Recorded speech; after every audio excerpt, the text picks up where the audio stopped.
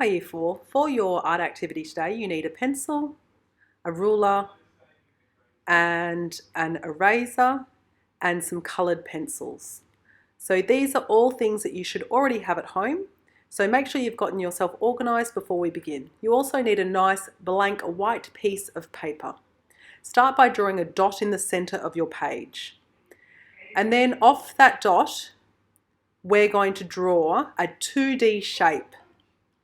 This is going to be just like we learned how to draw 3D shapes in our maths lessons. So we're going to start with a 2D shape, which is going to be the first face.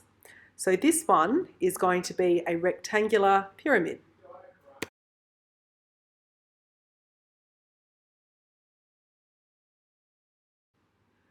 Once you've finished drawing the 2D shape, the next step is to join all of the corners up to the dot. You're only going to draw the corners to the dot that don't cut through the shape. So if the corner is going to cut the shape, you don't draw that up to the dot. So let's just watch what I do here. So those two corners don't cut through the shape.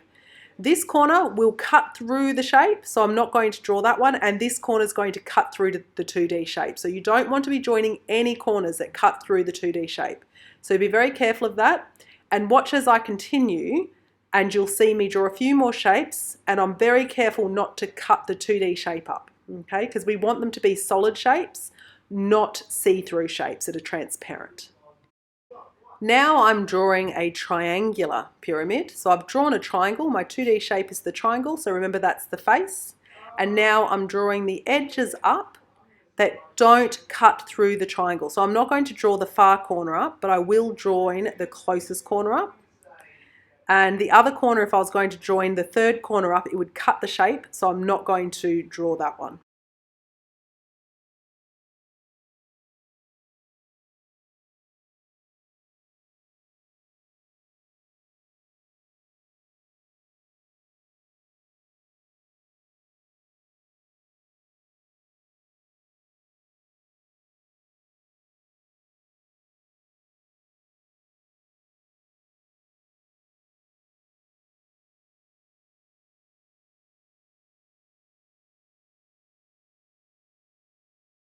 When you're choosing colours to colour it in with, make sure you're choosing different shades of the same colour to get a 3D effect. So you might go dark pink, light pink. So for this particular shape, I use 3 different shades of pink, but for my next few shapes, I only use 2 different shades.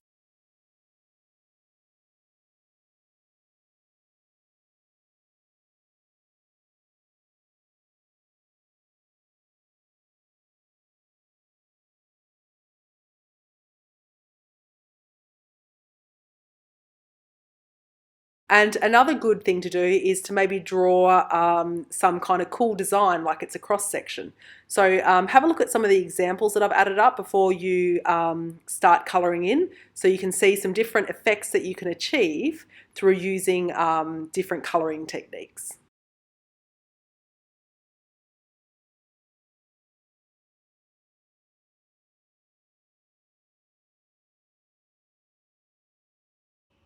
So this is the example where I use only 2 different shades of purple. So the face is one shade, the front face.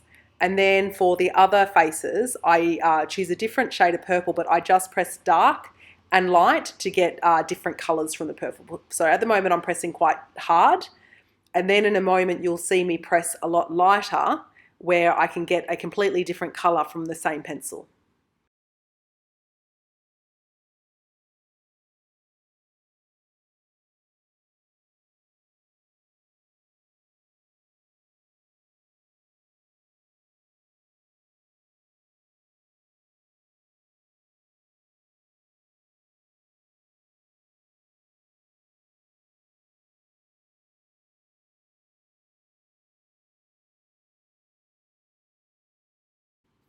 Once you finish colouring in all of the shapes, this last step is optional.